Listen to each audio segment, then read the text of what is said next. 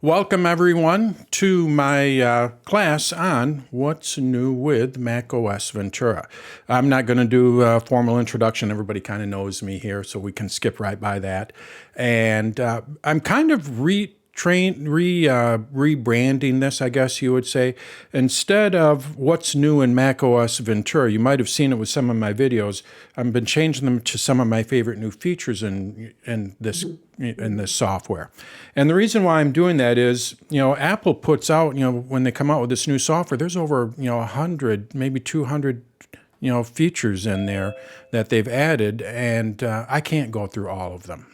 It's just not practical, number one. And there are a lot of videos out there that do spend the time to do that, kind of thing. So what I kind of think is, maybe make it into more of these are some of my favorite features that I think could help you. Help you be more productive. These are the features that I find interesting, and hopefully what you can do with them is, you'll find them interesting as well, and maybe you can use them, that kind of thing. So that's kind of where this is. So I'm not going to go over everything that's new. I'd be here all night, but I am going to show you some of my favorite new features. So with that, what we're going to look at here are the system settings. It's not, like I say, this isn't one of my favorite, but it is a significant thing. It's no longer system preferences. Everything is now settings, and it's very iOS-like. What I'm going to do is I'm just going to mute everyone, and everyone kind of knows how it works. So let's get this squared away. If you have a question, just unmute yourself. I can find participants and mute all, and there we go. Okay, there we go. And I do have the chat open here, and I'm going to try to keep an eye on it, and we'll go from there. Okay, so we're going to look at system settings, and then the weather app, which is actually really pretty nice, and the clock app. This is something that I'd never thought that I would use, so I'll show you how I use it. It's real simple, but it's actually come in useful for me. We have better focus options. That's a do not disturb. Stage manager. Really, I think that this is really, really nice on the Mac. It needs some work on the iPad, but it really does work nice on the Mac. We also have shared library and photos. I just used this just before the meeting. Beth works all remote, my wife, and she has an ugly sweater on, and she wanted me to take a picture of it, so I took a picture of it on my phone, and then I just put it into the shared library, and now it's on her phone. So I'll explain how that works. I think it's really nice for families.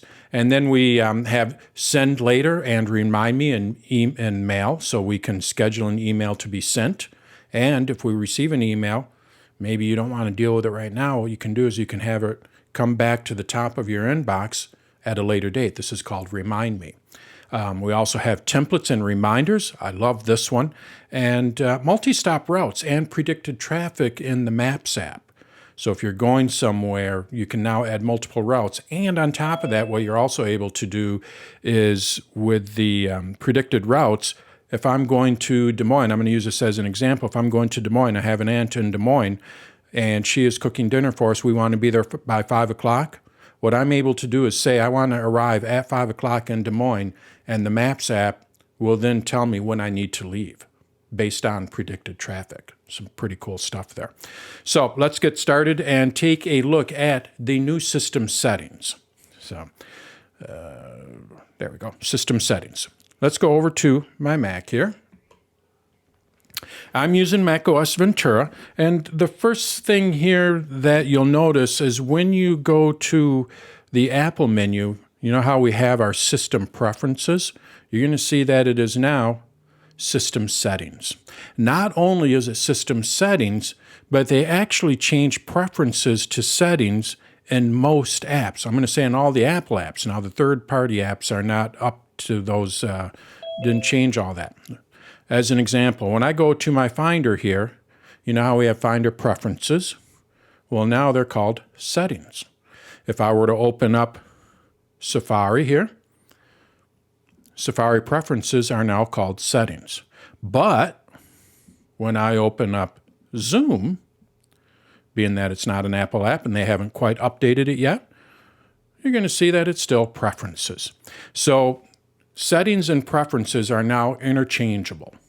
If someone's talking about preferences, if you're using macOS Ventura, it's now going to be settings, kind of thing.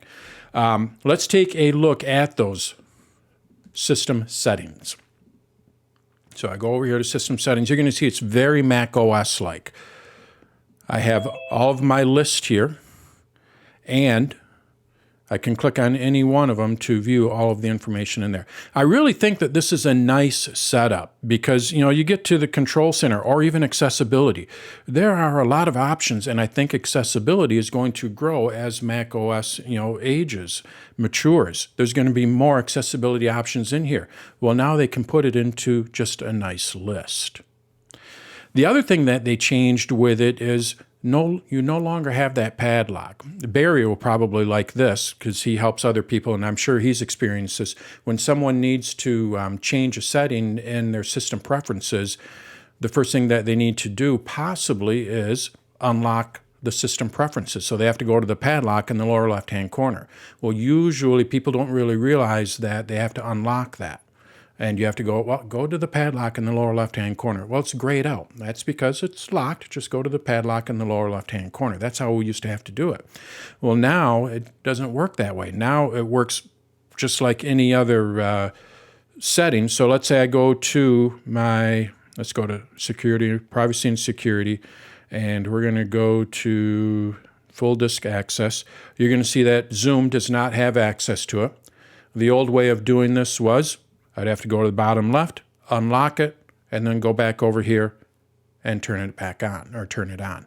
Now all you have to do is just click on it, and if it needs a password, it's going to ask for a password.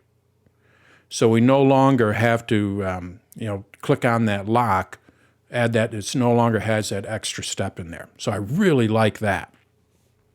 The other thing that they changed with it is they kind of buried some stuff. I'm not sure if this is a good thing yet or not, but when you go to About This Mac, if you're not using macOS Ventura, you can go to More Info, and it would open up another window, and then from there you can go and view your storage options and things like that. Well, in macOS Ventura, they put this all into the Settings app, so it's no longer a separate window that will open up.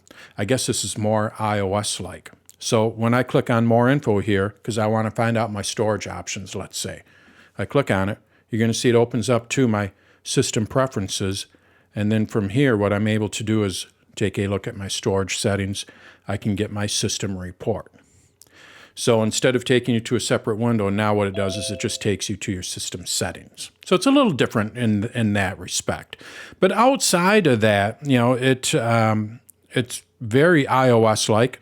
I really like it. I wish that this was alphabetical. I wish it was alphabetical on the iOS as well. But you do have a nice little search here. So if I wanted to change my touch bar settings or passcode or anything like that, all I have to do is just type in here, and you're going to see we have all of the information here that we can use. So the search does become your friend because its system settings is full of just different kinds of information. So I would say utilize the search. It'll be nice. So that's the new system settings. Anyone have any questions on that before we go on to the next topic? Yeah. Dan, just so you know, that can be seen in alphabetical order if you look underneath. Is it? It'll show Oh. Yeah. It wasn't in earlier versions that I looked. So view. Where is that at? On the top, there, it should say view right there. View. Oh, yeah, okay. I wish it was in alphabetical order here. Oh, yes, okay, I see what you're saying. I can go up here and, yep, which is a good way to, yep, thank you. So if you want to see it in alphabetical order, you can go up to view, and then it's in alphabetical order. Maybe someday, in the old macOS system preferences, what you are able to do is arrange this in alphabetical order as well. So maybe they'll add that into the next OS or something, but okay.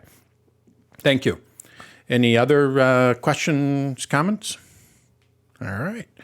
Let's take a look at the weather app. This is actually really kind of nice. The weather app is new to the Mac, and it's new to the iPad. And basically anything that I'm going to show you here on the Mac, you can get on the iPad and the iPhone. So just for clarification there. Also, they are now using dark sky technology with it, or they integrated dark sky because they bought dark sky several years ago. So what I have found is that the temperatures sometimes will differ from someone that's using an older version of iOS. My wife was using iOS 15 up to a week ago, and the old weather app used weather.com. And you'd see a slight difference in temperature. Not a big difference, but just a slight difference because you're using a different source, dark sky. So let's take a look at this weather app. I have it down here in my dock. First of all, when you're looking at the weather, we have our map here, and with the map, what we're able to do when we click on it is we can get a radar. And you're going to see I'm staying pretty clear of all of that bad weather that's going on, thankfully. But I can zoom in and out. I can adjust layers. I can put the temperature in there, the air quality, the precipitation, so we can see our next hour forecast. So it's pretty robust right from the get-go. And you're going to see I also have all these different cards. I'm calling these cards. So I have hourly forecast. I have the 10-day forecast. I can see what when the sunrise is. I can see what the visibility is. Okay, that's kind of nice. And we had this with the weather app on the old iPhone with iOS 15. But if we wanted to get any more detail, what you had to do is actually go to weather.com. You can click on weather, the very bottom of the iPhone of the app, and then it would take you to weather.com. Well, now what we're able to do is just click on any one of these cards, and what it'll do is show you the hour by hour, and we can get a 10-day forecast. So this is for the feels like temperature. I thought this was interesting. I gave a presentation to, do I have it in here? Anchorage. If anybody's in Anchorage, sorry. I feel bad. We're going to go to Anchorage here. Anchorage, Alaska. And I want to add this. So this is how we add it. And now it's going to be added over to the left here. And being that it syncs with my iPad and iPhone, it's also going to be added to my iPad and iPhone. So in Anchorage right now, they're getting hit pretty hard with some cold weather, 19 degrees. I mean, 19 cold, but not that cold. But what I was demonstrating last night, we went to the feels like.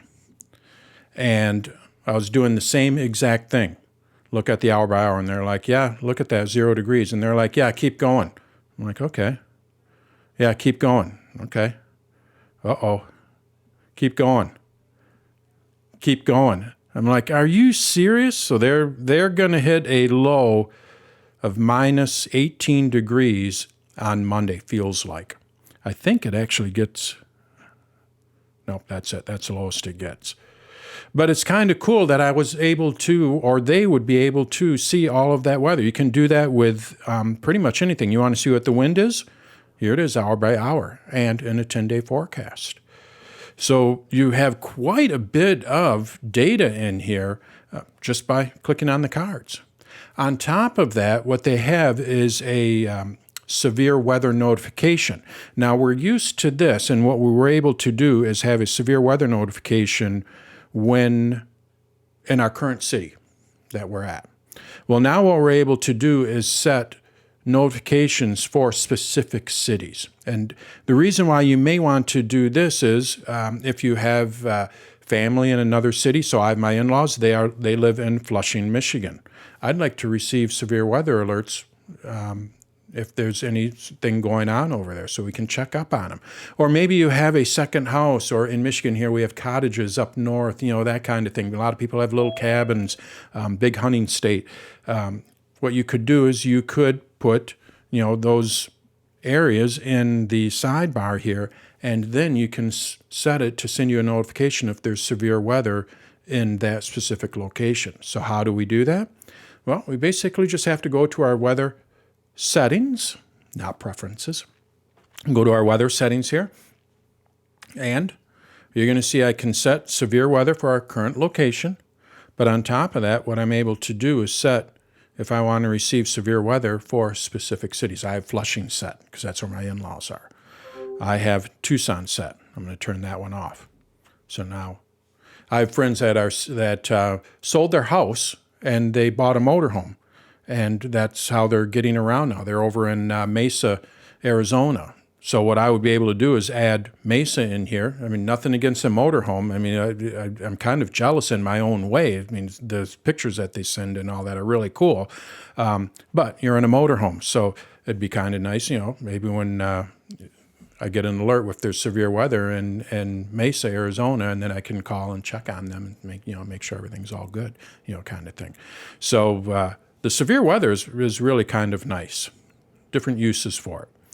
So that is the weather app, and like I say, it's pretty extensive with what you can do with it. Any questions on that? Steve says, check the feels like temperature in Green Bay. Now, I was going to go to a Rams game because they're playing Green Bay, but my nephew, who plays for the Rams, got hurt, and the Rams have not been doing well. So not going there. Let's just check it out, though. This is how easy it is. So I can go to, let's see, Monday. Oh, yeah, I'm glad I'm not going there. I'm very happy. -5. I mean, that's at 6 a.m., but you can you see how easy it is. I mean, it's just super simple to do. And if I wanted to monitor that, I just click on add, and now I have it in my list of cities here. I'm going to add it. Done. Oh, one other thing, Mr. Ram. If you could go back to the radar. Mm-hmm. For Green Bay or? Wherever. Oh, okay. Yeah. And then one little thing that I didn't catch, because they're so tiny, is if you look down on that progress bar where it says 12-hour forecast, if you click on those double carrots, you can change it to next hour. Thank you, Steve. You bet. It took me 2 or 3 times before I saw it. So that would be, that is really good. So, if Beth and I were going to go to a comedy show after this, we're going to go to a comedy show. And, we're having good weather here right now. But, 12-hour forecast is nice to know what's coming up. But, if you're going somewhere, that is, and I bet you could do this on the iPad and the iPhone as well. There's no question in my mind that you, so now I can get the next hour. Very nice. Very nice. Excellent. Thank you. Thank you. She said out. All right. Any other questions, comments on the weather? I think it's pretty cool. I went to weather settings because this is my first time to mess with Ventura, and it says I have no settings. Notifications are off. You have to turn notifications on. Basically, your settings are your notifications. So what you'll have to do is go into, I believe you'll have to go into the system settings. Right. And then go to notifications and make sure weather is set for notifications. Okay. If I turn this off, my guess is, yeah, see, notifications are off. So I have to go and open that up. So you do have to have notifications on in order for you to set anything. So I'm going to turn that back on.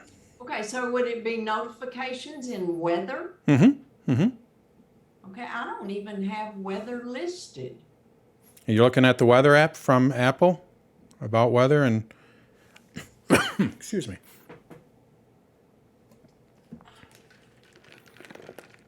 About weather. Version 3.2. Yeah, should be there. Okay, I'll play with it. Okay. All right, let's take a look at the clock app. This one will go pretty quick because there's really not a whole lot to it.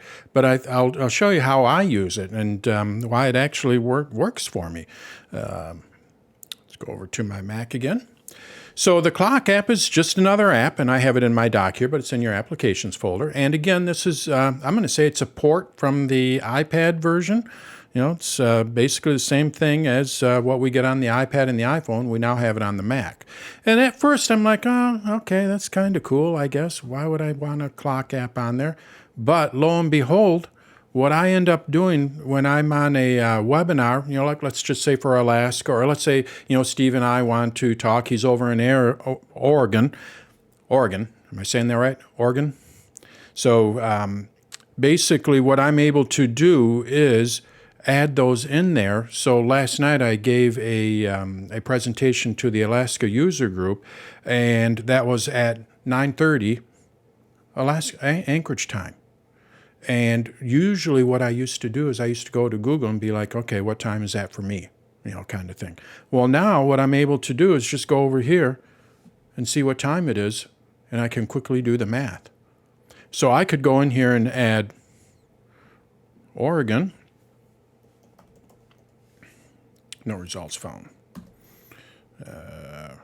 Well, anyway, you know what I mean. I could just go in there and add a city, Portland, and then basically add it to the clock here, and I'd be able to kind of see what time it is. Sometimes I do a presentation for Hawaii. I've done one for Suffolk, England.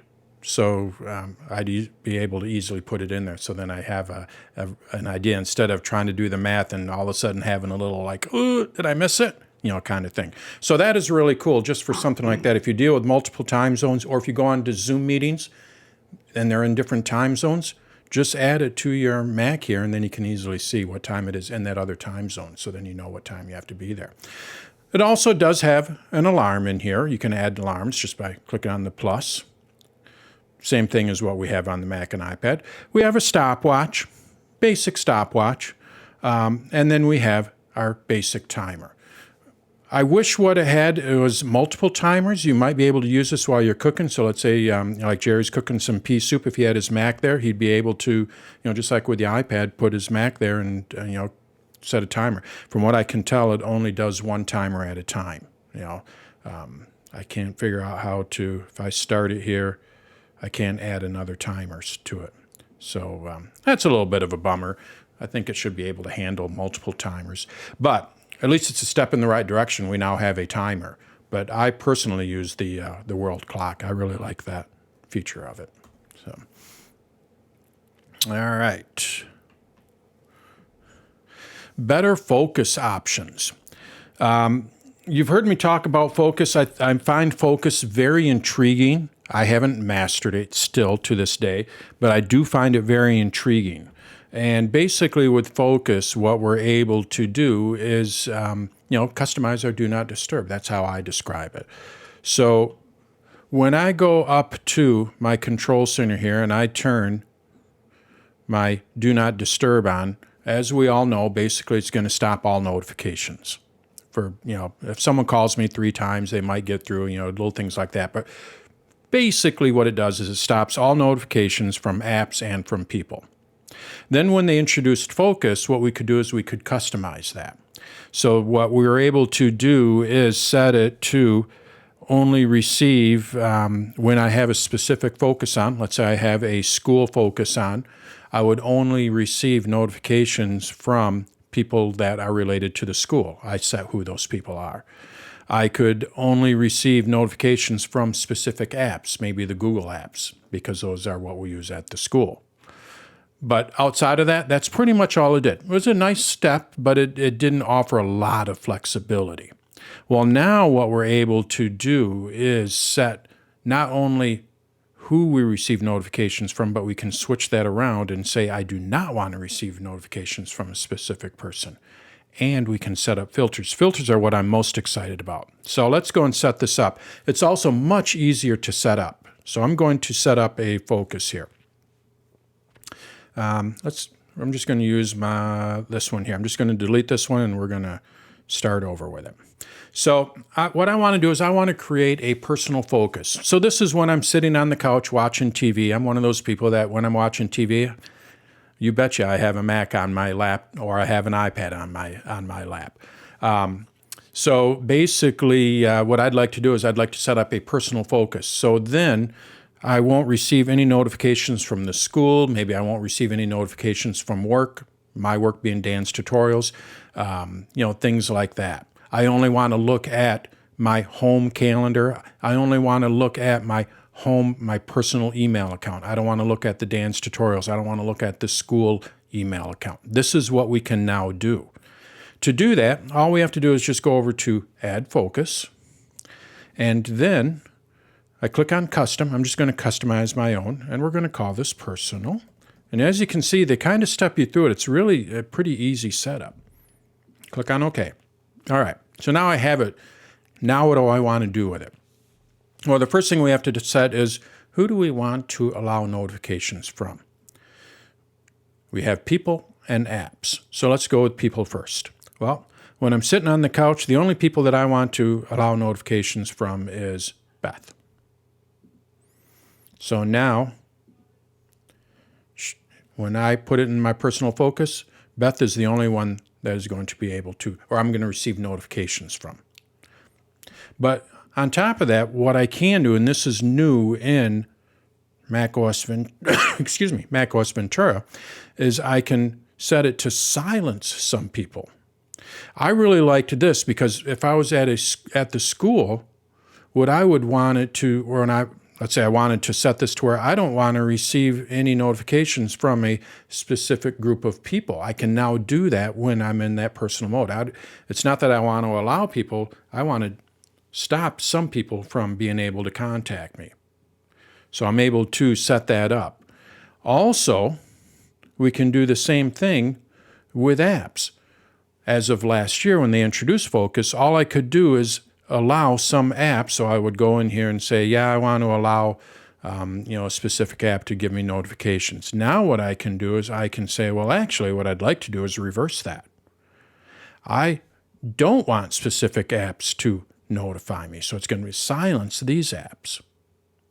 So we can set it up for one or the other. You can't set it up for both. I want it from this app and I don't want it from that app. But we can either say I want it from these apps or I don't want it from these apps. I think that's a pretty big plus because when I was at the school, what I would do is I would set up a focus for the school. And when I left the school, I didn't want people from the school to be able to contact me. There was not an easy way to do that. Now I can easily do that. The next thing you can do is add a schedule. This is nothing new, but basically what we're able to do is have it turn on at a certain time. I do have a webinar that turns on. I'm going to mute everyone again. Hold on here a second. As I find, there we are, mute. Sorry. It's all right.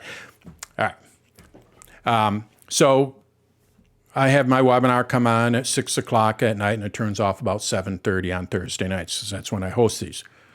Note, next year it's going to be at 5 o'clock, just so you know. But I can also have it do it at a location. I did this with the school. So when I would arrive at the school with my iPhone or now with my Mac, that focus would turn on automatically. When I leave that location, it turns off. You just go in here and you can go and set an address in there. Pretty simple setup. And then you can also do apps.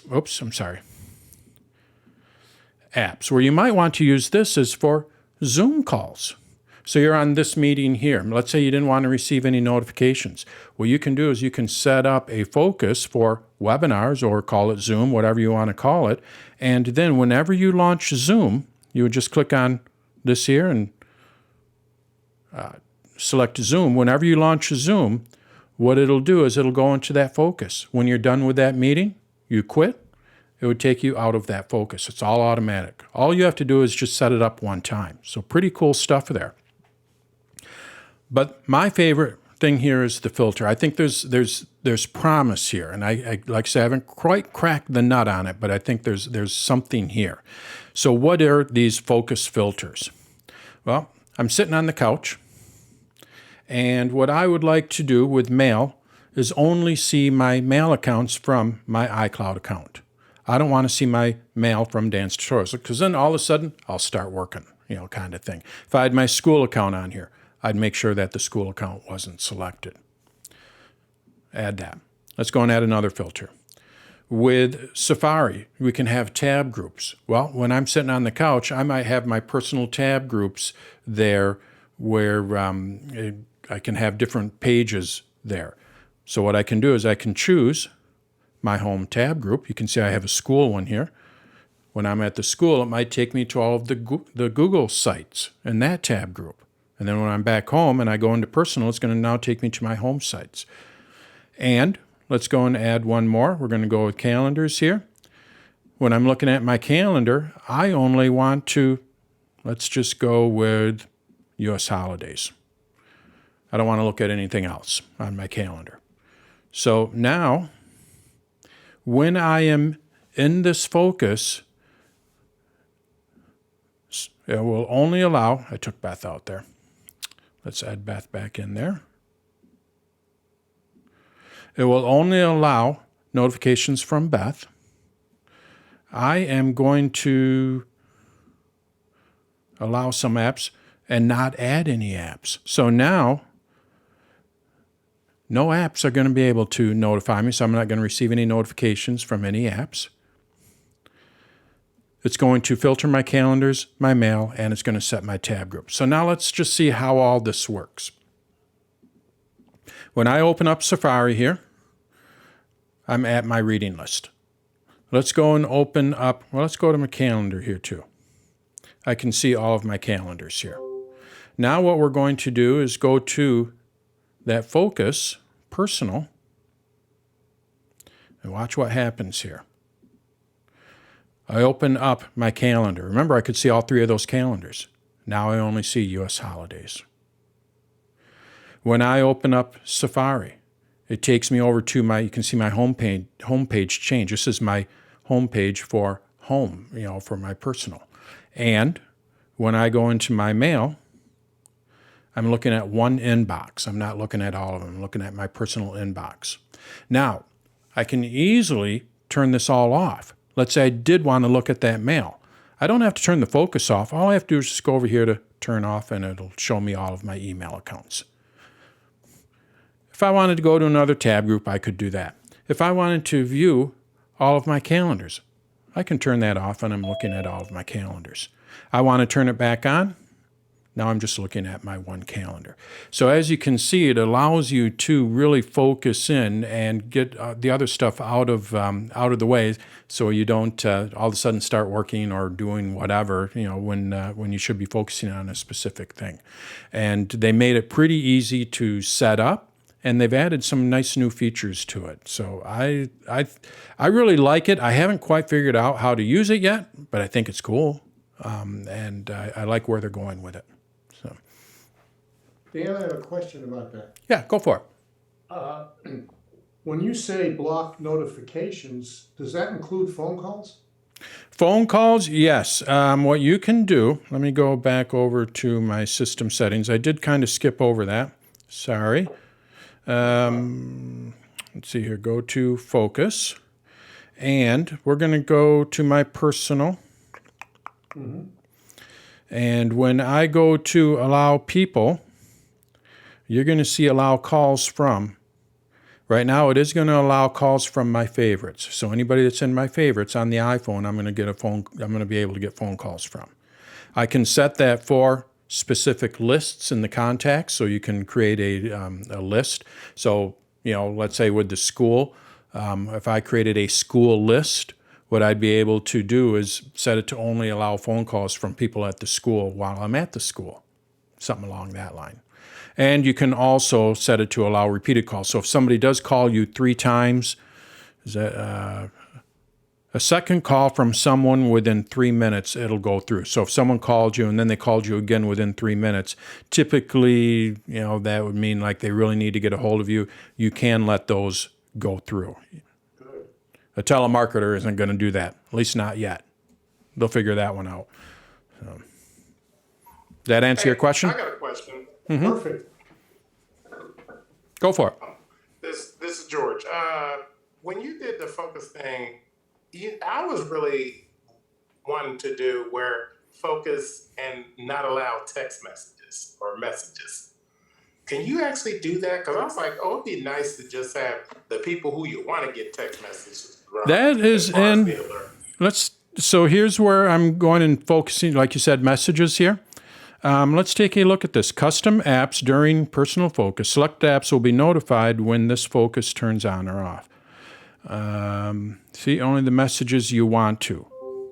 So, yeah, you can turn this on and just see conversations with people you've allowed notifications from while you're working. So, with this turned on, and I haven't tried this, so but based on what I'm reading here, with this turned on, the only person that I'm going to receive messages from right now is Beth, because she is in my allowed people. Is that? I think that's what you're asking. Can you do that? Yeah, I mean, that logically, that sounds like, you just turn that focus on and Right. only allow the people because you know how many Oh, messages you yeah, get it's nowadays. good. Yeah. And with me living in Georgia, believe me, I've been getting a lot.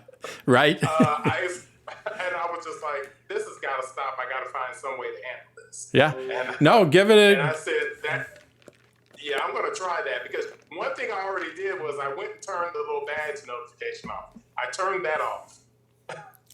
And then I noticed that, you know how you can, under the contacts where it says alerts, Yeah. you can turn that off and on. That doesn't work, which shocked me.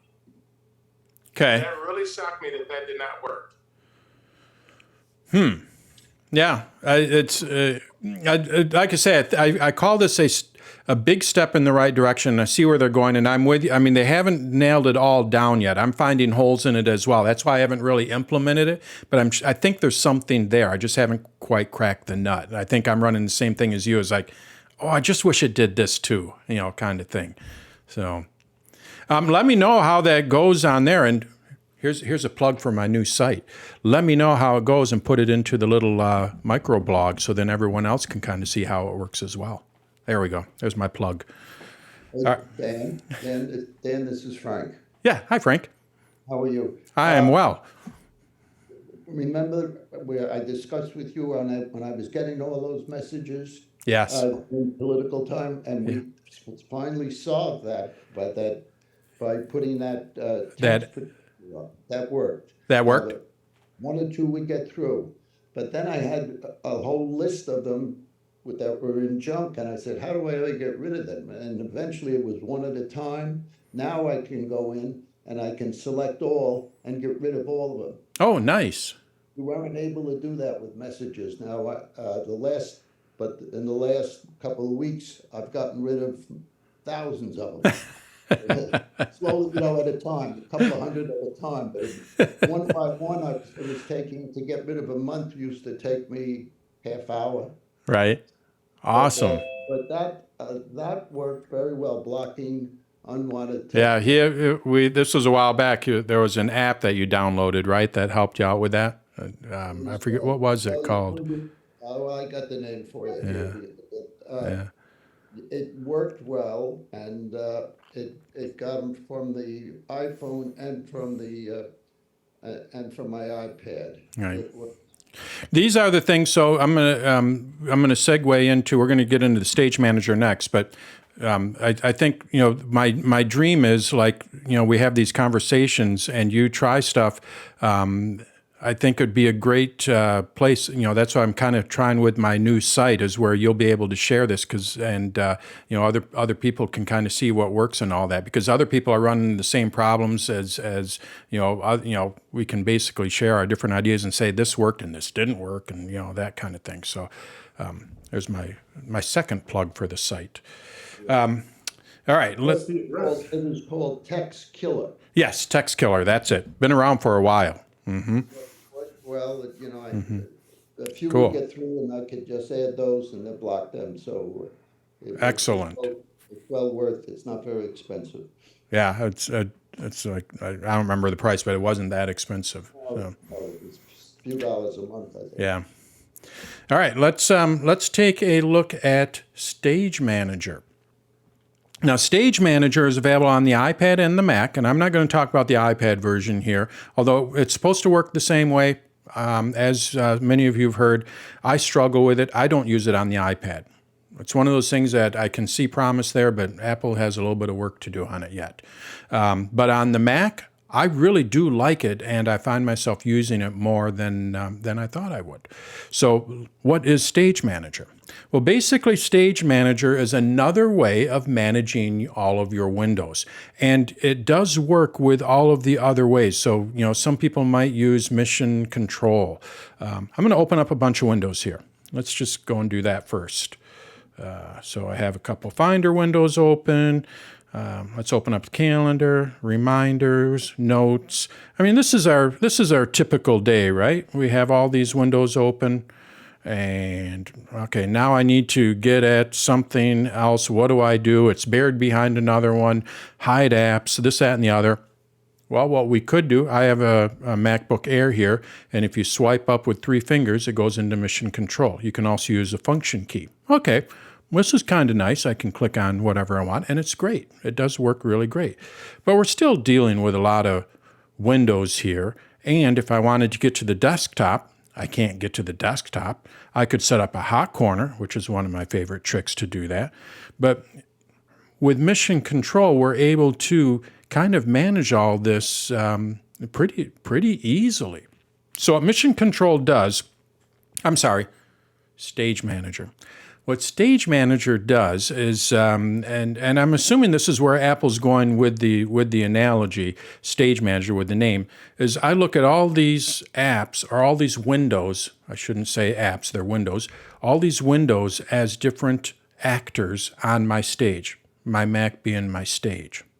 Well, I'm not actively dealing with all these, when we're watching or working or whatever, there's a lot of actors that are on the side and they come in when you need them or when the play needs them or whatever, and then they disappear when you don't need them. That's basically what Stage Manager does. It'll bring in these windows when we need them, and if we don't need them, it puts them out on the side, and they're ready on the side. So I'm in my Notes app, I'm not using my calendar. There's no reason the calendar app should be open here. If I'm in the calendar app, I'm not in my Notes app. There's no reason the Notes app should be there. So what Stage Manager will do is kind of manage all of this for us. So let's go and turn it on. To turn it on, we just go to our Control Center, and what you're going to see is Stage Manager. When I click on this, you're going to see that, first of all, what it did, I'm going to change a setting here. We'll get into the settings here shortly, but I want to kind of show you what it's doing. Customize, boom, and boom. Okay. There we go. All right. So there's my Notes app, and what it does is it put all of the other windows to the side here. Now what I want to do is I want to work on my calendar. When I click on calendar here, it puts the notes on the side, and I can easily access it. I don't have to dig. I don't have to do anything. I want to click on notes. Oh, I'd like to go to my Finder. There it is. I'd like to go to my notes. There it is. Actually, what I'd like to do is have my notes and calendar open at the same time. We can do that as well. So I have my Notes app here, and all I do is just drag this out, and now these 2 windows here are on my stage, and then when I click on my reminders here, it brings my reminders up, and it puts those 2 on the side. So it's a way that we can group our applications together based on how we are working with them, and then we can bring them in and out as we need them. So if you're doing a research paper, maybe you don't want to have calendar open, but what you'd like to do is have the browser, one of your browser windows open. So you're writing something up, and you can go back and forth here. I can open up another window here, and what I'm able to do is bring that one out here as well. And now what I'd like to do is go to my reminders. I need to work on my reminders. I want to move all this stuff out of the way. Just click on it, and it moves it out of the way. I want to bring all that back. I need to work on my research again. Just click on it, and it brings it back. I can bring in reminders in here, so we can have, right now I have 3 different apps in that group. And if I let's see here. How can I bring? I think, yeah. If you want to, let's say I no longer want to have my reminders in here, I want to cast them off to the side. They no longer need to be in the main stage. All I have to do is just bring it over to the side, and now it's over on the side. So you can kind of bring them in and out. So it really, really works well for something like this. Another thing that you can do, this is what I turned off earlier, is we can hide what's on the side here. Right now, this is taking up, 10% of my screen, 15% of my screen. I'm on a MacBook Air. It's already a small screen. I don't want to see this. I need more room. What we can do is we can hide this much like we can hide the dock. So all we have to do is just go to our system settings, and I don't know where it is in the system settings, so what I'm going to do is search for it. It's in the Stage Manager settings. Apparently there's a Stage Manager settings. But you're going to see I have here a couple of different settings for it. I can hide my recent applications. That's on the side there. And then I can also hide the desktop items. You're going to see I have a couple folders here. I turn this on, and they are no longer there. So let's go and hide this all. I'll be honest with you. I haven't figured out what Show Windows from an application is, so I don't know. If anybody knows what that is, please tell. I can open them up at one at a time or all at once. I don't really get what that means yet. I haven't played around with that part of it yet.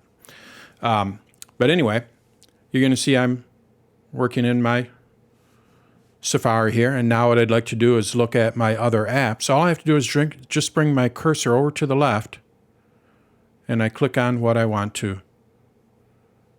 So we still have easy access to it, but now I have all of my display that I can use. On top of that, I need to get at my desktop items. How do I do that? All you have to do is just click on the desktop. Watch what happens when I click on this desktop. It's an easy way to get your desktop items. Now I want to go back over to reminders. It hides them again. So if you have a lot of items on your desktop, I use my desktop as a temporary storage, and sometimes it gets a little squirrely. Basically, what I'm able to do when you're using Stage Manager is hide all that. And then when I need something, I can click on it. When I'm done, I just go back to what I was working on. So that's Stage Manager, and like I say, it really, as you can see, it works really pretty good. And hopefully they'll figure it out for the iPad. It doesn't work this well on the iPad, I'll be honest with you. It's not predictable. And a lot of people are frustrated with it. So, yeah. Any questions on Stage Manager? I have one. Go for it. This might be too much to hope for this Okay. year.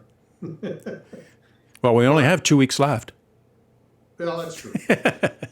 But is there a way in Stage Manager to have it spit out windows in a kind of order that you want it? Like for me, I have arranged on my desk, I have a 27-inch iMac, so I'm not, what I do is I have my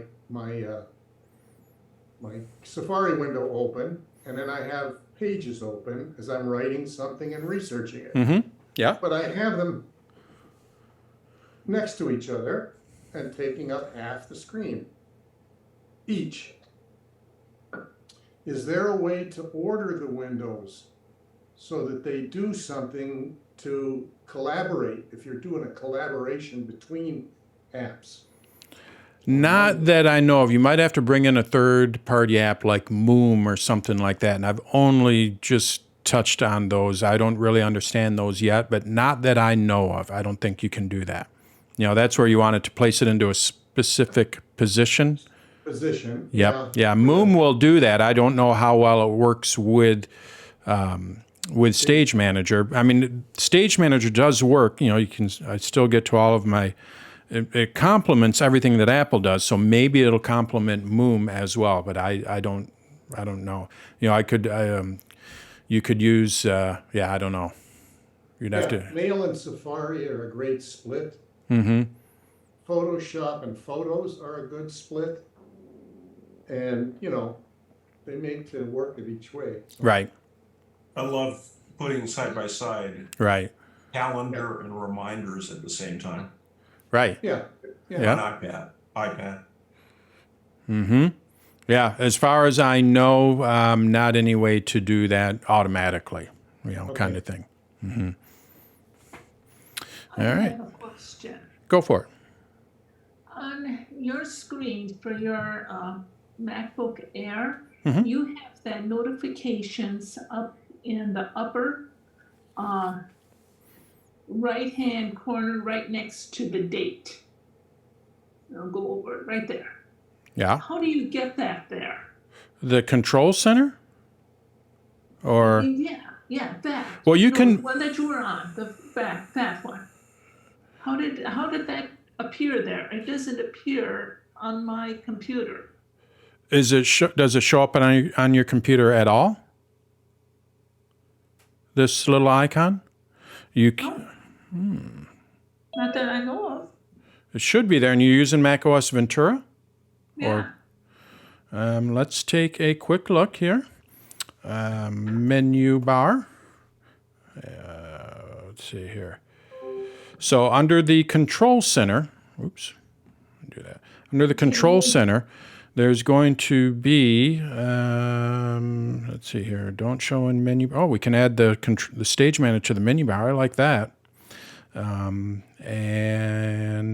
other modules. This is everything that shows in the menu bar. By the way, this is what I'm looking at here. Okay. And I do not, it should be there. The control center should be there by default. Okay. Yeah. I don't know why it wouldn't show there. But it should be there. You should just have this little icon next to the date and time. Yeah. Can you, is it asking too much to have you zoom in on that icon so I can see it a little better? It's just two vertical lines there. Oh, okay. Okay, no, I think that is what I have here. Okay. then. All right. Yes, okay. I thought that was, okay, this sounds really stupid.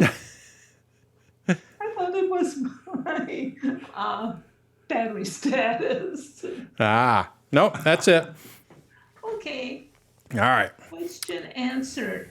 And I had one more question. Yeah. Your weather app and your clock app, you've got in the bottom, can you just go to the applications folder and then just move them to that bottom? Oh, yeah, and to the dock? Absolutely. This is just my recent. Yeah, you can drag them. You can just take them. I go to applications. Here's my clock, and I can take this and, yep. Okay, I know that's pretty basic questions. I Yeah, no, it's all right. couldn't Yep. remember how to do it. Just drag it down there. It's easier to launch the item and then control click. It goes into the dock if it's launched. Right. So, Control click permanent, it says there's an option for keep in dock. so what he's talking about here, this weather app is open. It's in my dock. And then if I quit, it could disappear from the dock. So what he's saying is if you hold down the control key is almost as powerful as the command key, and you click on it, what you're going to see under options here is keep in dock. Okay, And then it'll keep it in the dock. So that's another way of putting it into the dock. yeah, I've got other stuff in the dock. I did not even know that there was the weather app. Oh, I wasn't showing you. I thought I was. So yeah, basically, sorry. Yeah, weather. Yeah. If you control click options, keep in dock. Yeah. Okay, that part I understand. All right. Okay, thank you very much. Yeah. All right, let's take a look at shared library and photos. This was not introduced in iPad and iOS 16 right away. It took them a few weeks to get it out there. But basically, with shared library, what we have now with our Photos app is the option to have two different libraries. Now, this is not a shared album in the Photos app. If I open up my Photos app, we have our shared albums here. Whoops, show my computer. We have our shared albums here. That is not what I'm talking about. What I am talking about is the library. We actually now have the ability to have two completely different libraries. And these libraries are basically the same thing where we can edit the photos. It's unlike the shared albums. These are lower res. We don't have a lot of control over them. With the libraries, it's almost like we could have a work library. We could have a personal library. Maybe you want to have the personal library shared with like with me, I could have my personal library shared with Beth, and I can have a work library that she doesn't care about all these screenshots and everything else, so I can have a work library and then a shared library. So that's basically what we're doing here is we're creating two completely different libraries, but outside of that, they act the same way. So with the shared library, in addition to having just a separate library, what we can do is we can invite other people to that library. So in my case here, what I did is I created a shared library and I invited Beth to it. And now when I put a photo into that library, she will automatically get it. It's going to go into her shared library because we're sharing that same library. So this is great for families, as an example. You no longer have to airdrop the photo to them. You no longer have to send it to them. All you have to do is put it into the shared library, and if they subscribe to that shared library, they're going to get that photo. And it doesn't duplicate it. It moves it from one library to another, so you're not going to see duplicates. And if they go and delete the photo, you're going to get a notification saying, or I would get a notification saying, Beth is deleting this photo. Do you want me to move it back into your library? So you're not going to lose photos. Let's say Beth is like, I don't like that picture of me. We hear that. I hear that a lot, kind of thing. Okay. If she deletes it, guess what? It's going to move back into my library. I can have it move back into my library, so then I can keep it for later.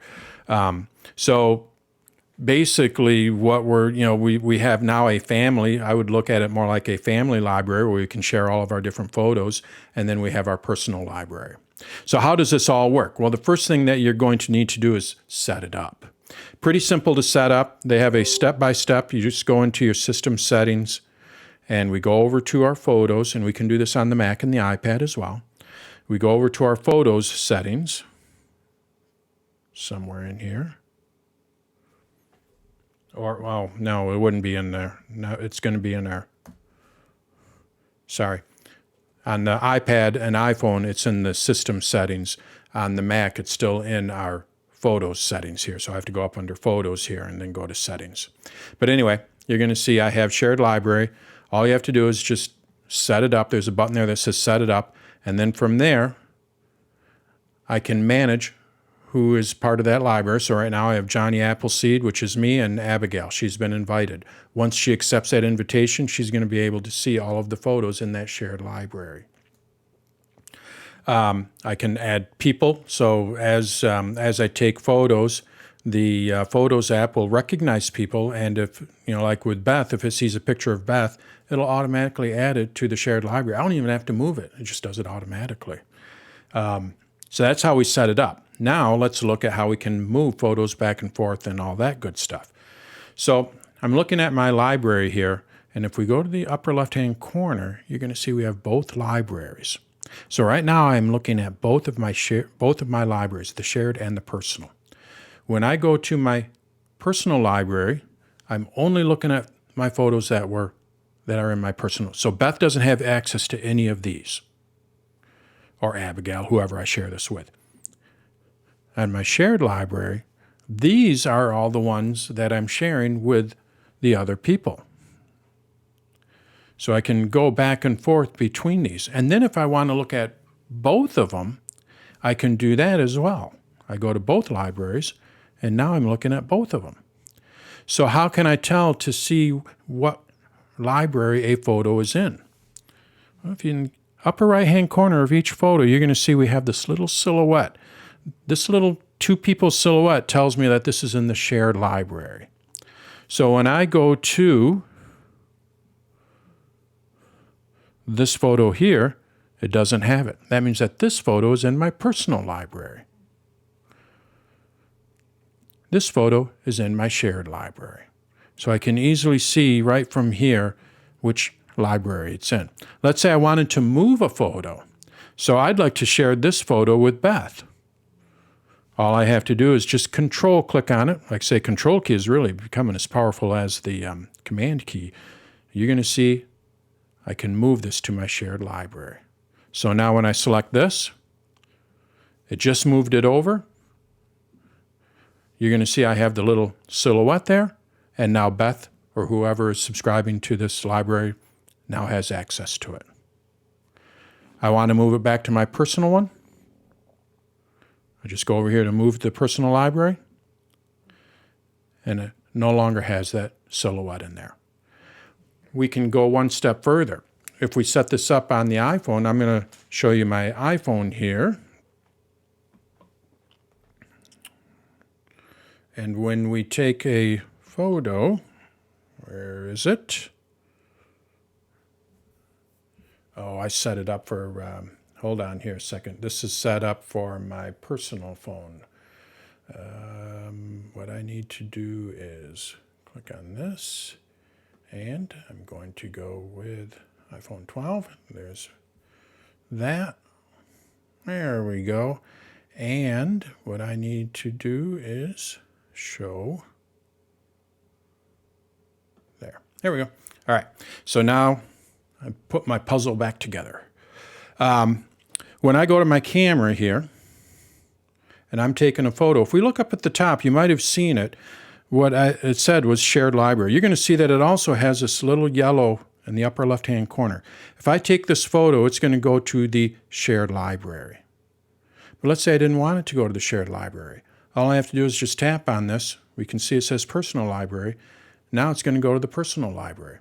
Oh, no, I'd actually like this to go to the shared library. Tap on it. So right from the camera, we can select which library we want it to go into. And then, if we don't like it in a specific library, we can go and move it. And we just do that through the Photos app. So pretty simple. They really did a nice job with how this all works. I think it's, I've been starting to use it more and more. I took a picture of Beth with her ugly sweater, and she wanted to share it, so I just put it in the shared library, and she had access to it. She had access to the full res version of it. When you do a web album, a shared album, it is not the full res version. So pretty neat stuff. So any questions on the shared library? That's a run through on how all that works. All right, let's go to send later and remind me in mail. So some of you know that, yeah. Yeah, before you do that, just one quick question about what you said about deleting a picture from the shared library. Yeah. If somebody else deleted it, but let's say you're not home, you're not on your phone to get that notification right away. What happens? It'll still be there. You decide if you want to delete it or if you want it deleted from everything or if you want it moved back into. So it's not going to do it without your consent. So Thank you. Thanks. With mail, some of you know that I'm a fan of Spark Mail. I don't generally use Apple Mail, and one of the reasons that I use Spark Mail is this right here. So I'm very happy that Apple put this in here. Send later and remind me. They've added a couple other features in there, but these are the two big ones, and I think these could really be helpful for a lot of people. So what are they? Well, let's go into my mail here. And let's first talk about send later. Let's say I was, emailing Steve, and I didn't want to send it right now. I want to send it tomorrow morning or something like that. Or maybe he's on a different time zone, so I just want to send it when it's more convenient for him. Something along that line. What you can now do, instead of just clicking on the envelope, if you go to the right, you're going to see we have this little caret. This is what they call the caret. What I'm able to do is schedule this. So I can say send it at 9 p.m. tonight, send it at 8 a.m. tomorrow, and you can't change those times. But what I can do is say send later, and then I can schedule a time here. So let's just say, and I can drag this clock around even, put it wherever I want. Or I can type in the time here. And 3 then fine. 3 a.m. I was thinking 3 a.m. just to annoy you. But basically what'll happen then is Steve will get that email at that time. Now, from what I've read, and I haven't confirmed this, from what I've read is your computer doesn't need to be on a network for this to work. It puts it into a folder, so if your computer's not on a network, it will not send it. It'll send it as soon as it gets on a network, but it doesn't put it into the cloud and then wait for it. Your computer does have to be on a network for that to work. But that's how simple send later is. You just write it up, and you can use this for replies. If I was going to reply to this one, I can reply at a later date. So maybe you're writing it at 11 o'clock at night, and you don't want the person to get that at 11 o'clock. You rather have them get it at 8 o'clock in the morning. You can now easily do that. The other one that I really like is the Remind Me. With Remind Me, what we're able to do is set an email to come back to the top of your inbox at a specific time and date. So as an example, I'm going to scroll down here. This is all Apple News. But let's just say, Apple Music. Yeah, I want to check that email out, but I don't want to do it right now. I'm going to check this out over the weekend, kind of thing. Well, the problem with that is it's just going to get buried and I'm never going to find it again. Well, what we can now do with it is set it to remind me. And at that time, like I said, what it'll do is it'll move it to the top of the list, top of your inbox. So what I want it to do is I want it to remind me at 10 a.m. on Saturday. So then when I'm looking at my mail, I can kind of see what's new in music, as an example. All you have to do is go back to your trusty old control key, and you're going to see Remind Me. And from here, I can set when I want it to remind me. I want it to be on Saturday, so I'm just going to go Remind Me Later with the ... And we're going to go with Saturday, and I'm going to go 10 a.m. And now, at 10 a.m., this particular email is going to shoot to the top of my list here. Let's see, it's 7:10 right now, so let's go with this one here, and I want to read about this, so let's go with Remind Me Later, 7-Eleven. Make a wish. So now at 7-Eleven, that email is going to show up at the top here. So that's basically how Remind Me works. Let's see where my watch is. Okay, we got about 5 seconds here. 4, 3, 2, 1, and there it is. So that's how you can use Remind Me. Basically, you see an email, you don't want to deal with it right now, but you do want to deal with it, or you want to read it, or you want to, just set it to remind you, and it'll pop back in your inbox. You can do it again. I don't want to read this right now. Set another Remind Me, so then it pops back in your list at a later date. And you can always see them over here on the left. We do have a Remind Me, so you can see any emails. Maybe you do want to deal with it. You don't want to wait for it. You can go to Remind Me here, and you can see all of your emails. Or you can go to Send Later and see all the emails that are scheduled to be sent later. So two very, very, I think they're great features and Apple did a good job of how it all works. It's really nice for emails because we can get buried in our emails. We know how all that works. So any questions on Send Later and Remind Me? Yeah, Dan, I have a question. How come some of my emails are coming up with a follow-up? Like it pops Okay, to the top of the list, yeah. and then it gives you an opportunity to follow up. Follow-up is, follow-up, there's not a whole lot to it, but that's another feature that they added. So let's just say, and they use machine learning with it. Now with Spark, what I'm able to do, I'm only telling you it's this because this is how I have to do it manually. And what Apple's doing is they're trying to do it all automatically, which is cool. So basically what he's talking about is, let's just say I email Steve and I say, Steve, can you follow up with me by Saturday, kind of thing. And then what I would do in Spark is I would say, if Steve did not respond to me by Saturday, it would bring it back to my inbox, and then I can say, hey, Steve, did you get my email? Kind of thing. That's what follow-up is. So basically, you are waiting for something from someone, and so you don't forget about it. What you want to do is you want to schedule a follow-up to remind you. If they haven't contacted you, it comes back. Well, that's what Apple's follow-up does as well. And it reads your email. I mean, it's Apple, so they're going to respect your privacy. But basically, if I email Steve and say, can you get back to me on Saturday, Mail app is going to look at that, and it's going to say, if Steve didn't get back to you by Saturday, what it's going to do is it's going to schedule a follow-up email. And it does this all automatically. It uses machine learning. When it first came out, I had very poor luck with it, but I think that they'll figure that all out.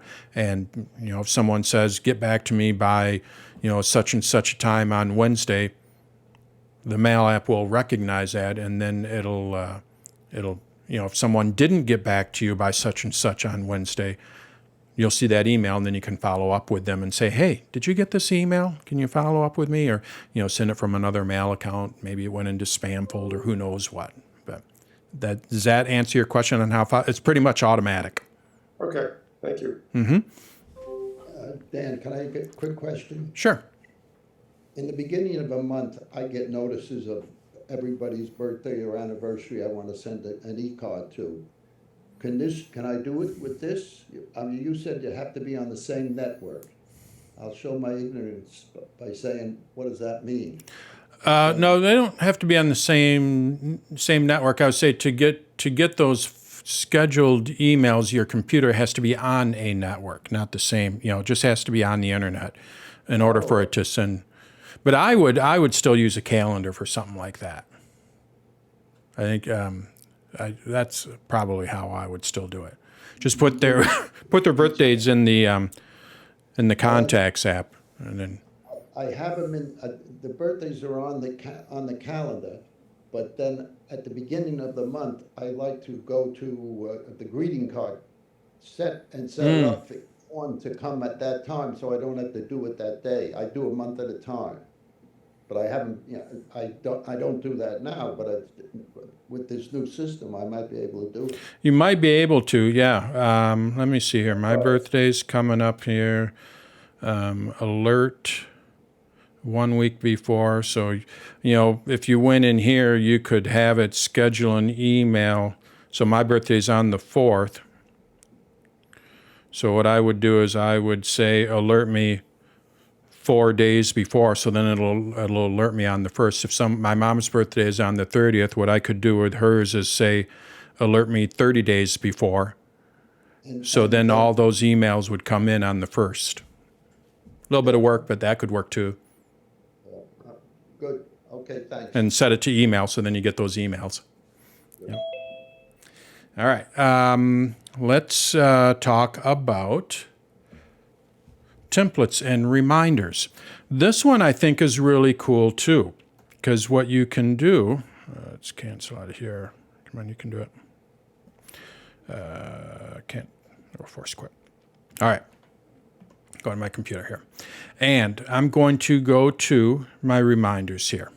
And you can kind of see how that stage manager is moving everything out of the way when I go to reminders. It's, just nice clean desktop.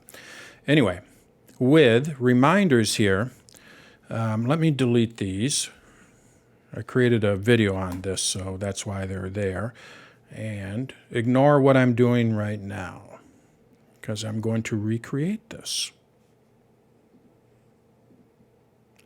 All right. So I'm going to use a packing list as an example. So when we go on a trip, we have a packing list. So the first thing that we want to do is we want to create a list. And I'm just going to call it packing list. Okay, and I put in here toothbrush, charger, sunglasses, start building a list like that.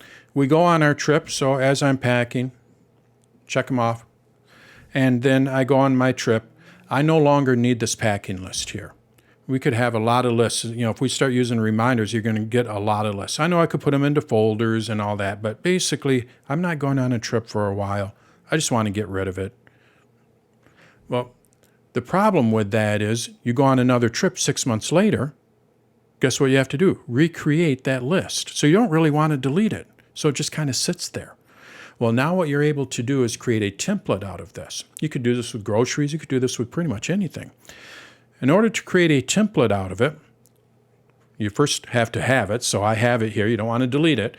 Then we go over to Save as Template under File. And then I just name it.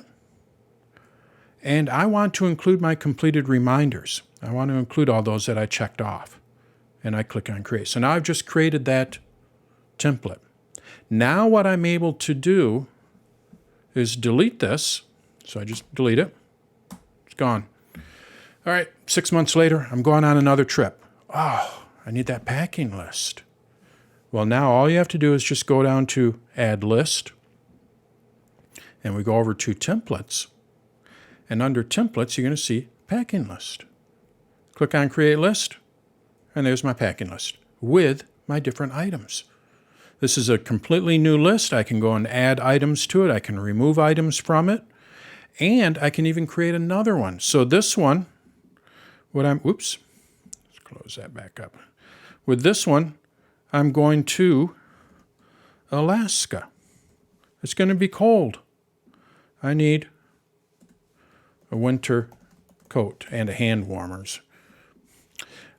But now I'm also going to go to Florida. I want to create a separate list for that. Well, all I have to do is just go to Add List, Templates, create another packing list, and I call this one Florida.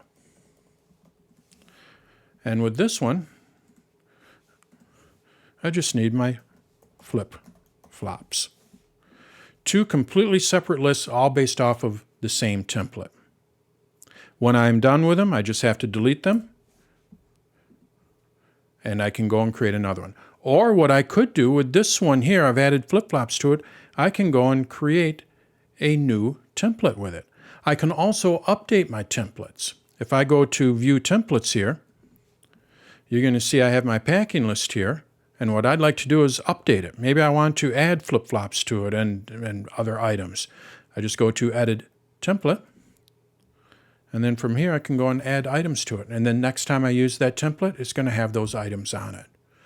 So as you can see, it pretty nice stuff. I can customize them. I can create multiple lists based off of a single list, and then when I'm done with them, I can throw them away. I can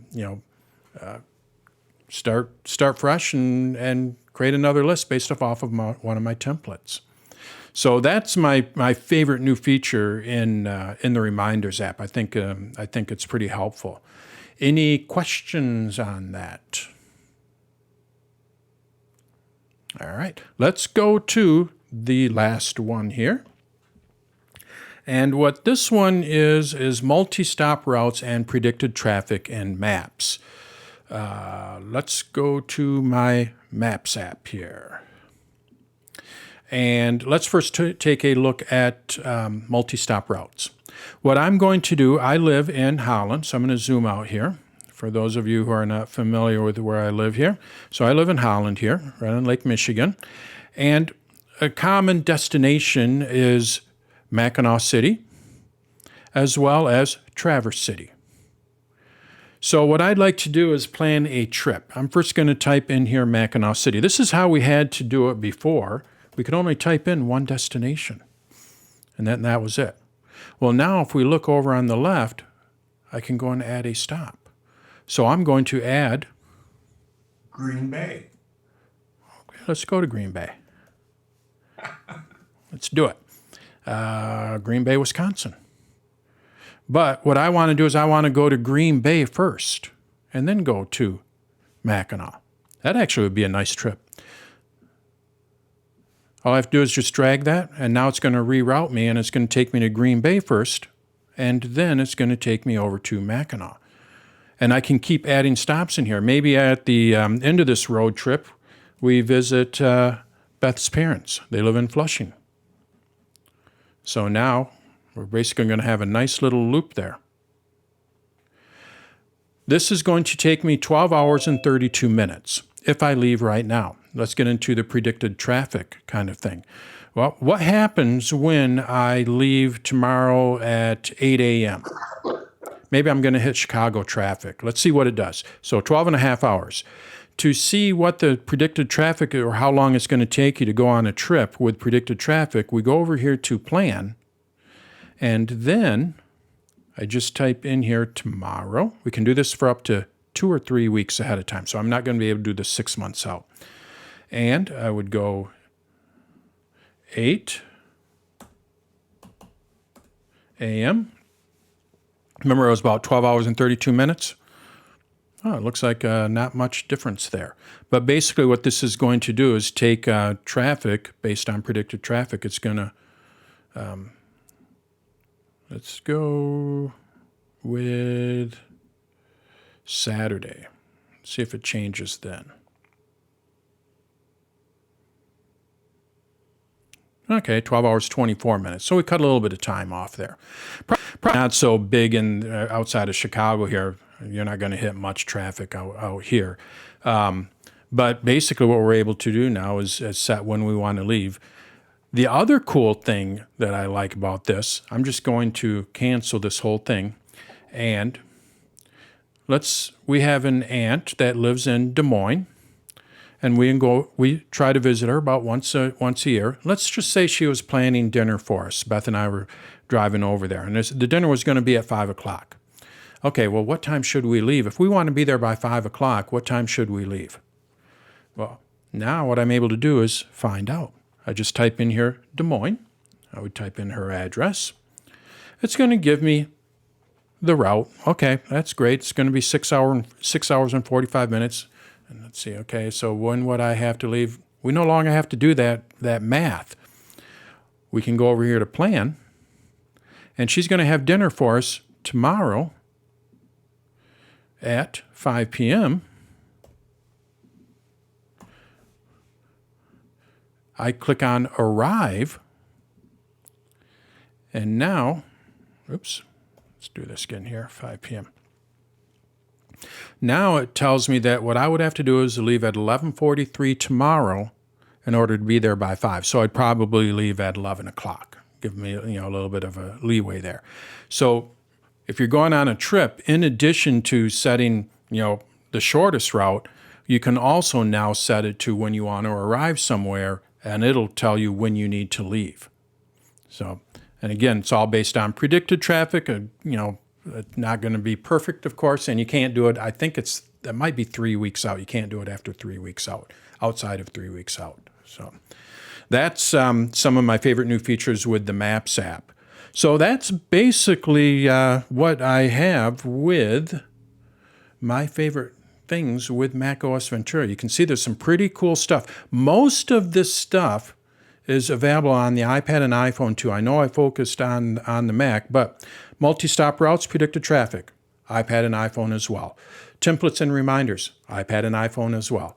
Send later and remind me, and the follow-up, that's also iPad and iPhone. The shared library, iPad and iPhone.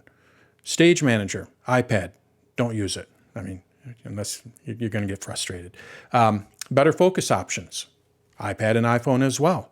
Clock app, weather app, and then, of course, the system settings. That's where they're kind of borrowing some of that stuff is from the iOS. So that's basically what I have with macOS Ventura. Anyone have any questions on it? I have a question.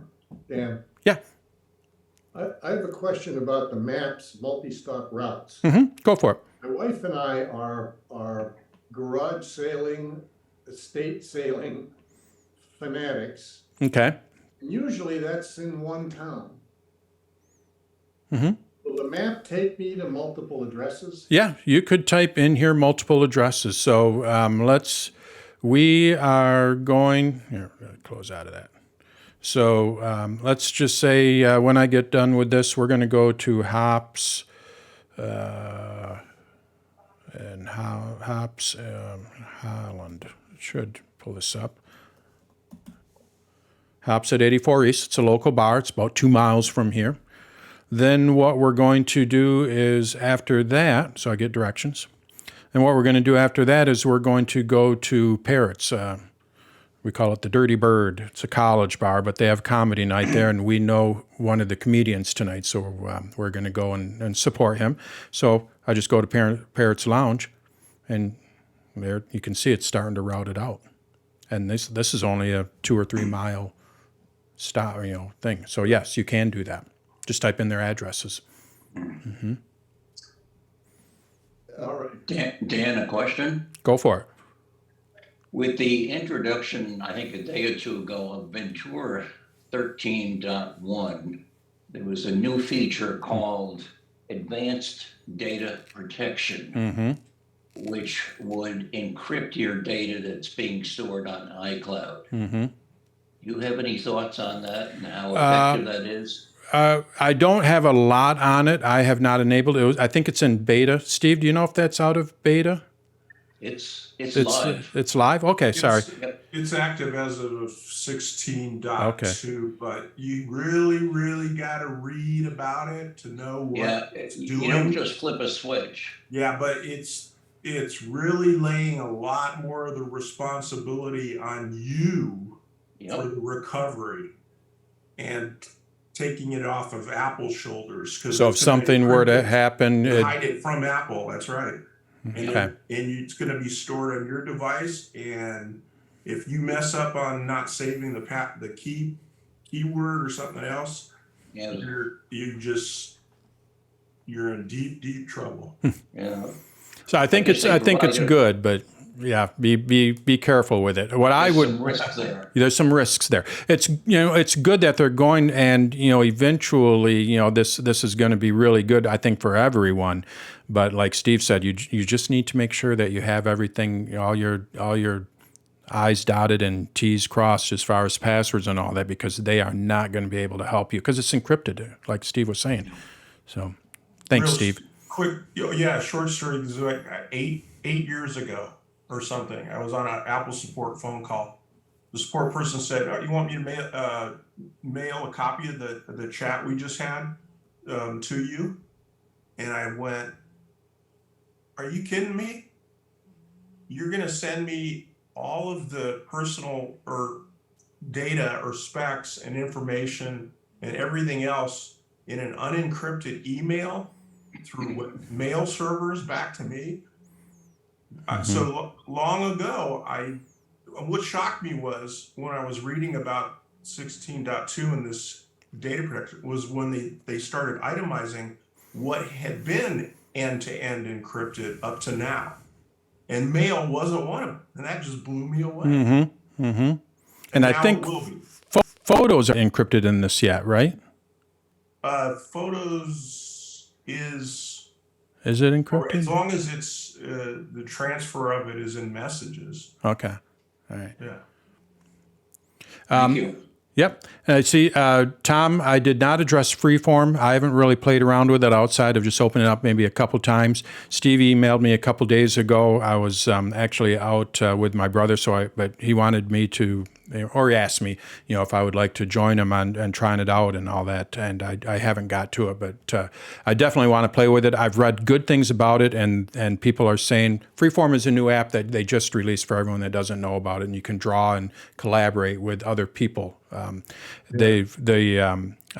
People have said that this is a classic, just a really well-designed Apple app. Sometimes Apple doesn't come out with the best apps. We all know, we've seen them, but they're saying that this is where Apple shined on this one. I guess it's supposed to be really good. So Looks pretty slick so far. that's what I've heard. I checked yesterday with some of the members of our user group university, and it was works pretty slick. Yeah, that's what I've heard. So I'm eager to try it out. I just haven't got around to it. So That is And- good. Quick question. I'm sorry, quick question. Yeah. I was watching one of your blog interviews, and you mentioned something about a YouTube ad blocker as an app that you knew of. And I was wondering if you could expand on that.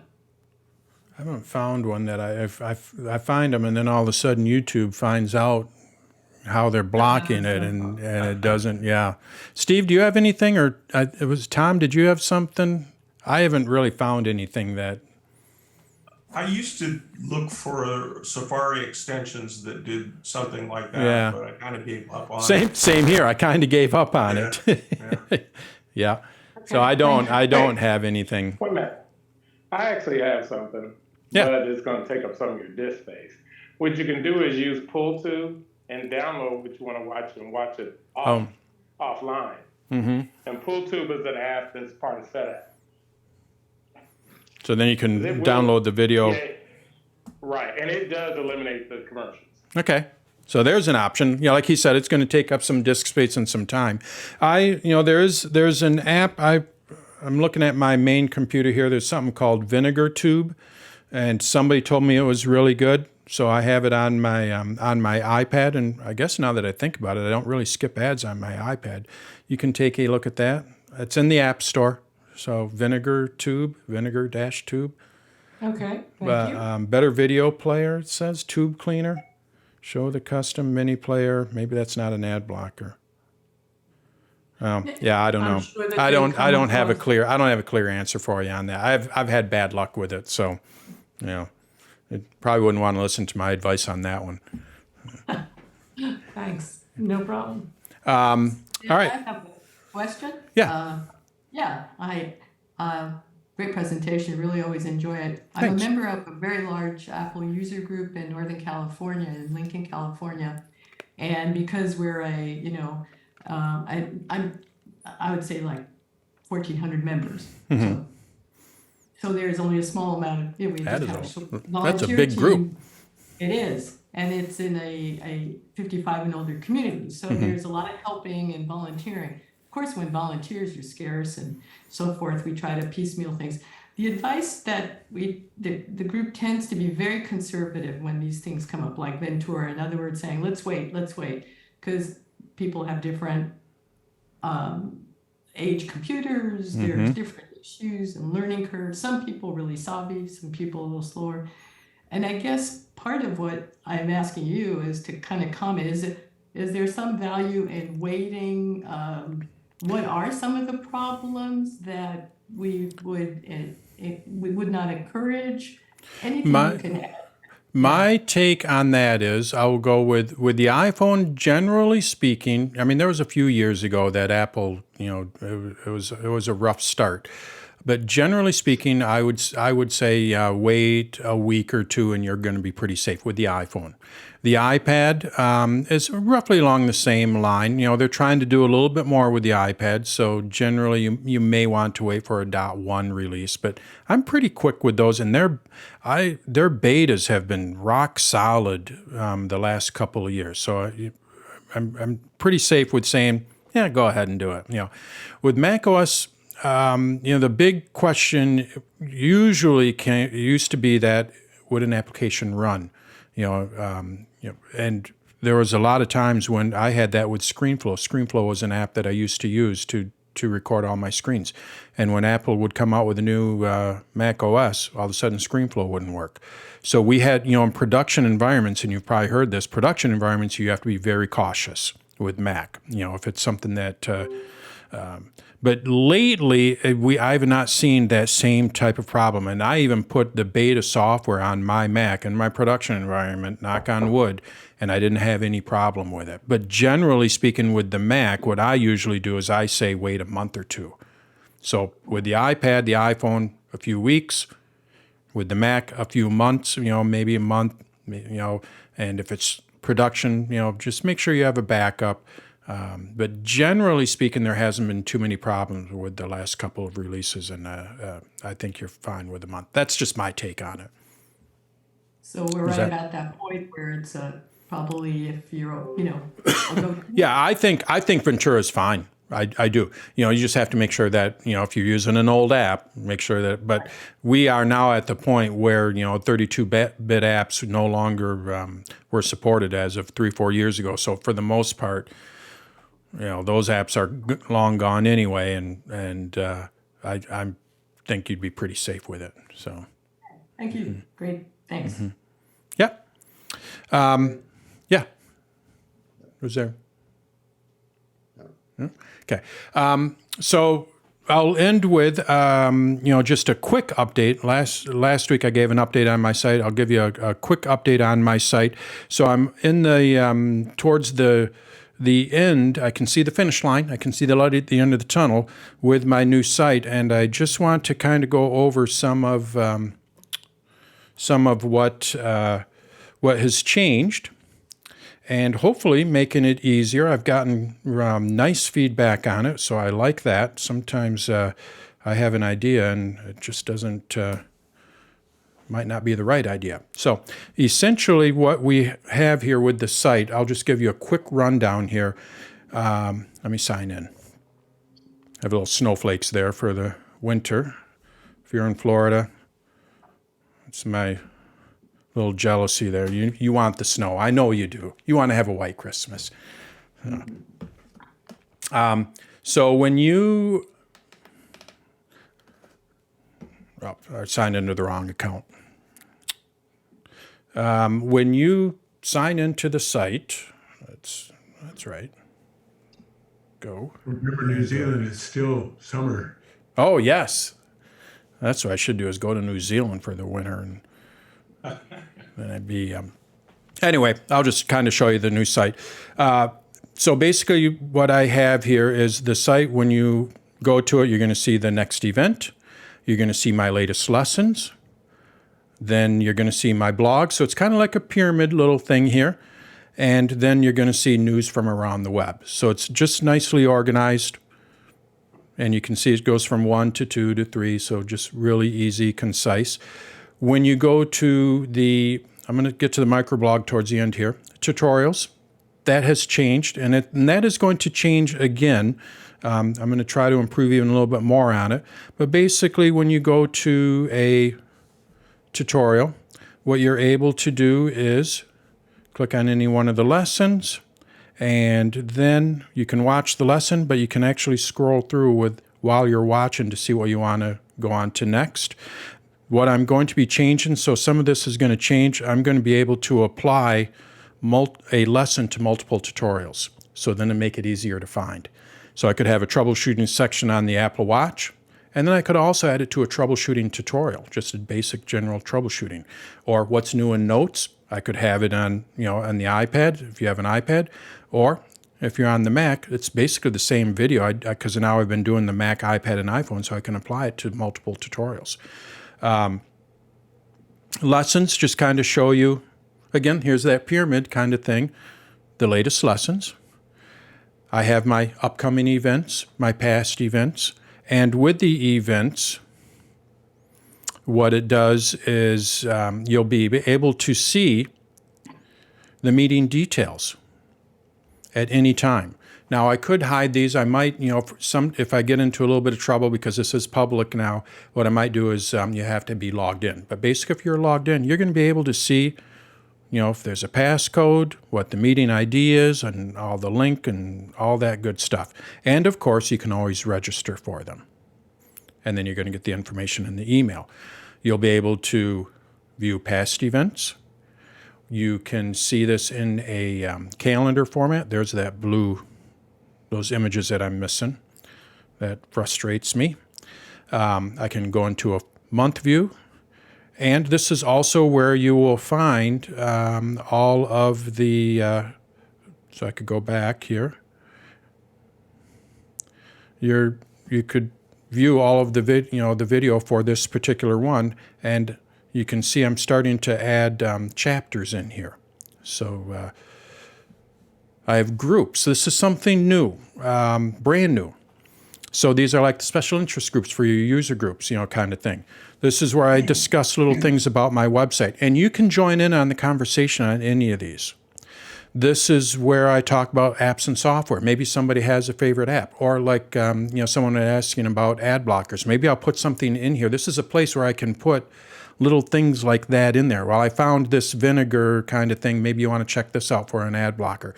And what you're going to be able to do is, if you're a member, you're going to be able to comment on that and say, hey, this worked great for me, or this didn't work because of this. And then maybe what we can do is work together to find a solution, kind of thing. And then I a hobbyist photographer. So I put a photography group in here. I might put a Zoom group in here for Zoom tips. We can do whatever we want with it. But you're going to see I'm just posting little photos in here. I had a friend ask me about 48 megapixel cameras. So I sent him a link, and I thought, you know what, that would be good in here. So this is where I can put little things that aren't necessarily tutorials, but it could be little, these are photos, and you can upload your own photos to this as well. If you have a favorite photo, you can do that. News, we're almost done here. This is where I can see all of the news, and it aggregates it from all of these different sources. And if I wanted to see everything from iMore, I click on iMore. And now I'm looking at all of the articles from iMore. And you click on them, when you open it up, it does take you to the site itself. So I'm not stealing their information. I'm just giving you one-stop shopping. So you can go to my site. You can search. I'll go with screenshots here. You want to be, this is not a Google search where you type a question. You want to be pretty direct. So I want to find screenshots. Basically what I'm able to do now is find all of I have over 10,000 articles aggregated from these news things. I've been doing this for a year or two now. So you're going to see I have 301 results.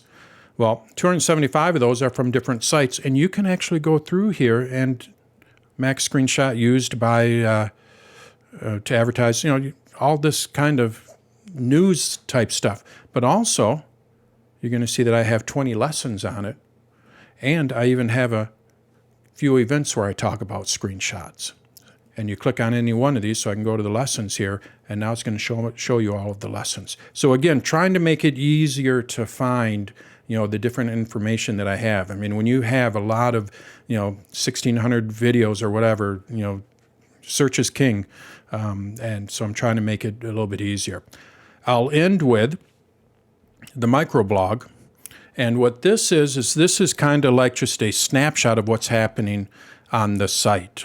You can go in here and add different things. This is where we can carry on a conversation. You're going to see that I posted in here, chapters have been added to this site that doesn't have an image. Ugh, frustrating. Here's where the video that I added today. Here I ask for your help on, some of you heard me earlier talking about, Firefox and Chrome, does the site work?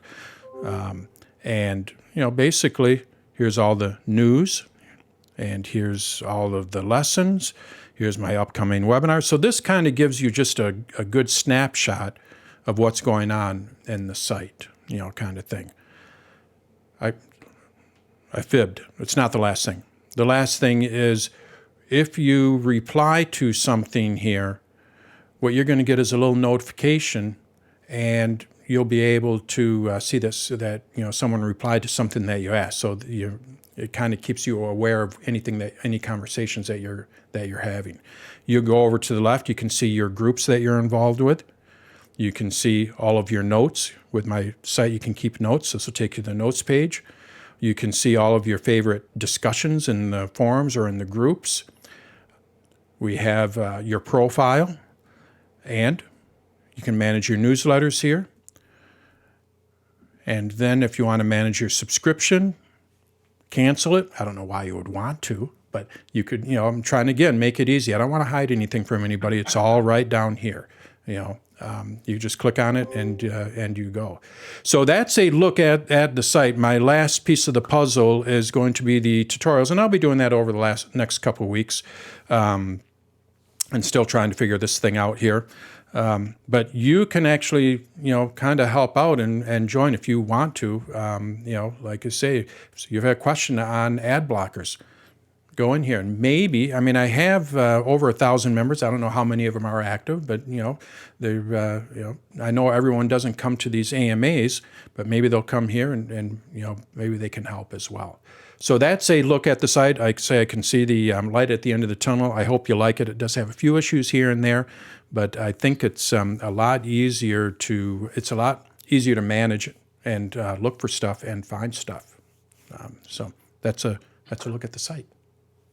Dan, I just tried Firefox again and got about 2/3 of the way and it's just sitting there. Okay, so that's what I thought. There is an issue there. So I'll work on that as well. That's going to be my priority, is fixing that. So thank you. Right. Yep. Thank you very much. That is helpful. What's that? Nicely done. Merry Christmas, Dan. Yes. Merry Christmas, everyone. Let me add a Well little. done. Thank you. Let me add a little bit of snow here. And Merry Christmas. Happy New Year as well. I will not see you until the new year. And remember, my AMAs and classes are going to start at 5 p.m. It's just going to be an hour earlier, but that's just so I can go bowling with my family. Got to make sure I keep my family involved. Yeah. That's great. Yeah. Thank you, Dan. Okay. All right, everyone. Thank you for your support, and we'll see you next year. Happy New Year. Happy New Year. Yes. And See happy you in Green birthday. Bay on Monday night. All righty. Yes, we are going to be watching it. If we were not a Baker Mayfield fan, he was drafted at the same time as Joe, and it's like Baker Mayfield, and all of a sudden we're like, Baker Mayfield. He did great the other night. So. I'm suiting up. Yeah. All right. Thanks, everyone. We'll talk to you later. Aloha. Mahalo.